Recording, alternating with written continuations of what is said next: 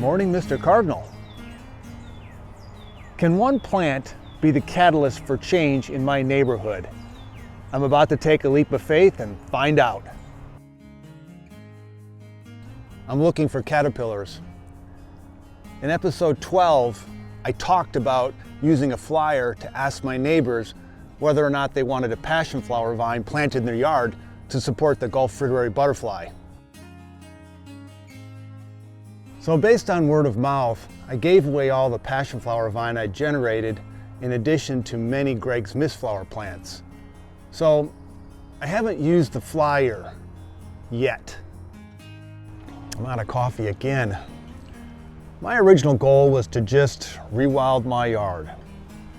And I had the unrealistic expectation that I would earn money from YouTube, which I could donate to organizations that restore and preserve wildlife habitat.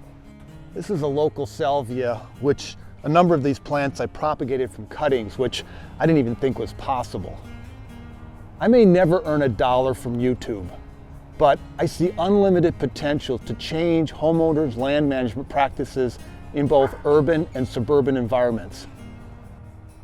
This is American beautyberry, a native of Texas, and it gets these spectacular purple berries on it in the fall. The goal to rewild my yard has been relatively easy to manage because I'm completely in control. Okay, the executive producer does have a say in things, but let's not get into that. Now my goal involves trying to influence how people view their yard and the land management practices they employ in their yard and their garden. This is where the booklet comes in. I wanted to positively challenge every household to try something new. I'd asked for some feedback on the flyer, and many of you came back with excellent ideas and feedback, and I really appreciate that. Gallagher Lawson reached out to me, and I sent him a copy of the draft, and he came back with a highly polished flyer, which actually folds up into a little booklet. I think it's fabulous. So I appreciate everybody's help in making this possible. To add a playful component to this booklet, I ordered these butterfly paper clips, and I'll add one to each booklet, and I'm hoping that this is kind of a reminder as it rattles around on their counter of the offer that I've made to them. To be honest, there's a part of me that's been avoiding distributing the booklets because I've been concerned or afraid of what people might think. But tomorrow, the booklets start going on people's doors. Before I share that part of the story, I want to show you some of the very unique challenges I had in generating additional plants, and also introduce you to a few of the folks that receive free plants from watching episode 12.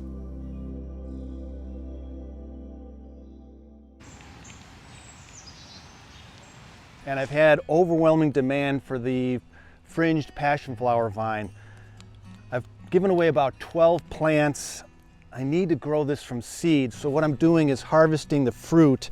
I hope you can see the red fruit here, and you need to make sure that the fruit is ripe and that the seeds are black. That means that they've fully developed. So we'll see if I can get these things to grow from seed. Well, I needed to collect more fruit from the passionflower vine because when I laid the seeds out to dry, I believe the squirrels came and took them all. So I'm going to be a little more careful as I dry them this time.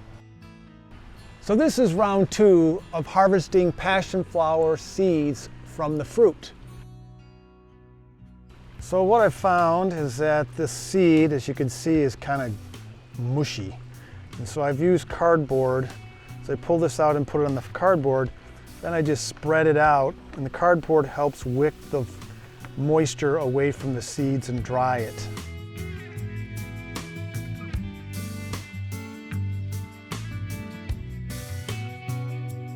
We'll see if I can get them to grow. So I brought the seeds into the garage here. I'm going to put them on the workbench. This way, hopefully the squirrels won't get them. These are the plants I have generated from the seeds I harvested. very exciting.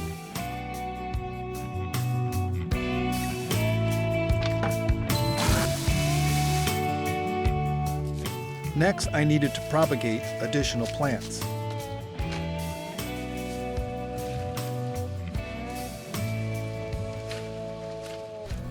So I'm using a little higher quality potting soil based on the feedback I got from an employee at ACE.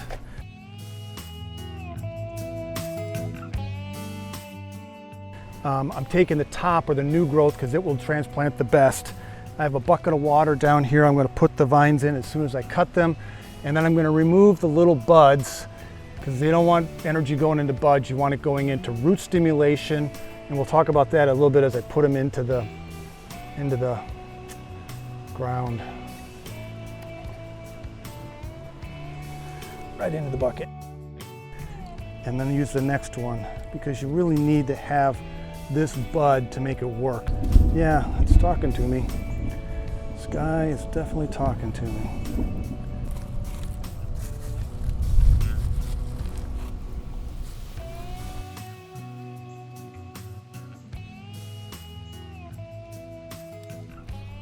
I'm adding leaf litter on the top because plants don't like their leaves to have dirt on them.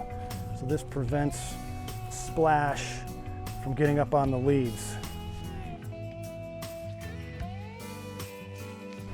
This is going to be the last set of vines because it's starting to rain and rain hard. Did I mention it's raining?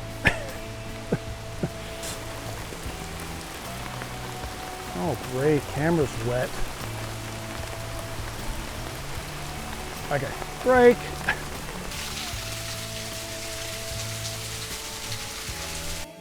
Another 17 vines from propagation.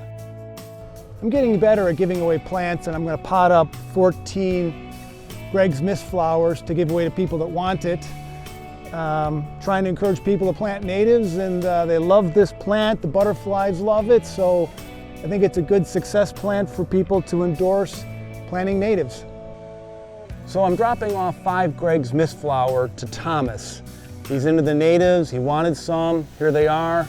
I offered to plant them for him, but he likes to plant, so I don't want to take that joy away from him.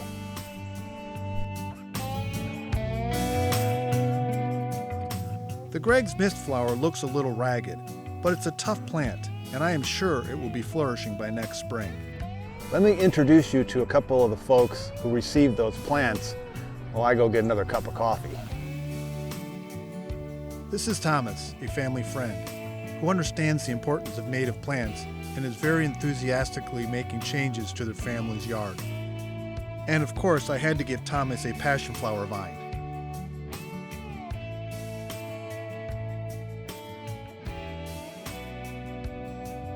PJ and his family are new to the area. He reached out to me so he could walk me through the vision he has planned for his yard.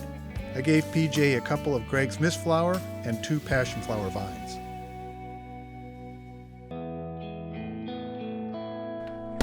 So let's take the first step and make it happen.